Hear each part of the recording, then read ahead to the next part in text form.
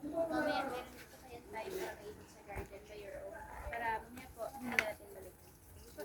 Tayo na. Ayan. So, sabi po, wala na masyadong butterfly. Yung iba po, nakadapo na sila kasi po, paparating po yung ulan. So, yung mga butterfly po, hindi yan sila nakatago. Mga maliliit pa lang naman sila. Maliit talaga yun ng species ng butterfly. Yung iba po yung nakasabit sila. Kasi yung iba po yun, tumatago na po sila kasi uulan po. So, dito po, meron tayong Palawan Bearcat sa Tagalog ay Binturong. Ay, ayan. Nocturnal nga lang po sila, kaya po tulog sila ngayon.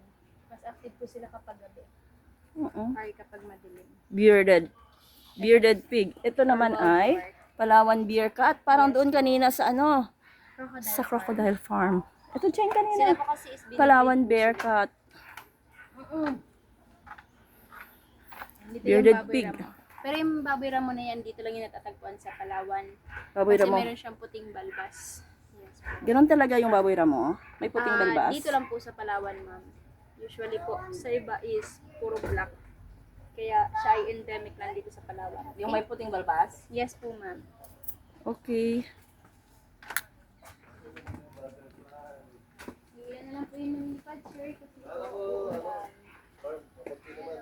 Kasi po, sir, uulan po. Kaya katabi na po sila.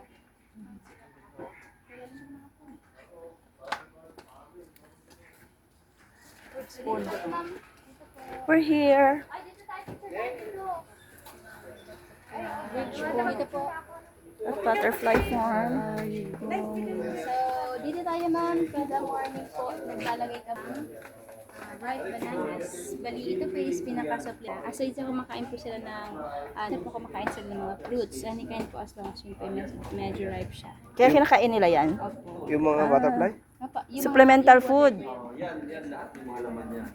Dito mo naman po makikita natin yung third stages ng butterfly. Ito po, Pero yan, ang lifespan niya, mamatay nito. Average na 2 weeks. Kaya pag emerge ng butterflies, ready na agad siyang sa mating. And then after 1 or 2 days, mangingitim na siya. Yan yung butterfly na yan, ito yan siya. ayun po. Yan, after 2 weeks, matid na yan. Oh, yes, average siya, average.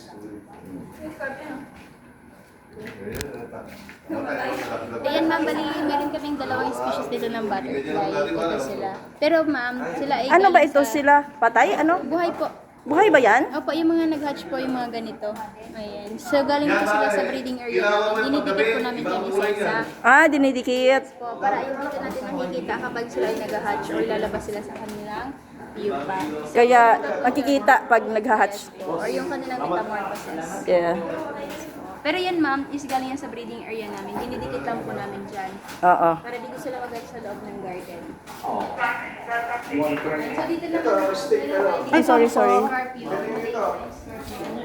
Ano sila ay living evidence po na yung Palawan po is naging konektado before sa Malaysia through landway. So it is Malay giant scorpion. So yung venom po nila, it depends po sa reaction ng katawan niya kung kayo ay may allergy. Yung iba naman po nilalagnat, yung iba naman namamaga, but a few minutes wala na rin. Hindi naman nakakaano. Hindi po nakakamatay. Native po dito yan or? Hindi po. Living evidence yung Palawan po is naging konektado before sa Malaysia. Ayun, so dito po, meron Millipedes. tayo millipedes. So yung mga millipedes called sing-sing pare, tren-trenan, nag-indicate po sila ng healthy soil dahil yung kanilang dumi ng pataba po. Naula mo na? Hindi sir. Kasi sir, kapag sila ay more na nasasaktan, nag-release po sila ng fluid sa kanilang legs and yung fluid na yun pwede makapasok ng balat natin, pwede rin tayo magulat. Hindi kinakain ng ibon. Hindi sir. Dito namin babies po. Pero dito doon, pero baby ito. Mas Baby scorpion? Kinakain toss yun. Baby scorpion? Ano yan, baby scorpion? Isa lang? Ay, marami pala. Yan po yung flat rock, may species naman siya. So pwede siyang hawakan? Actually po yung mga babies mas aggressive sila and venomous. Doon po sa adult, pwede po silang hawakan. Ganyan din naman po yung mga baby ng scorpion. So dito tayo po, meron tayo ditong So palabas. hindi pala lahat ng scorpion ba na meron? Dito tayo ma'am. Yan.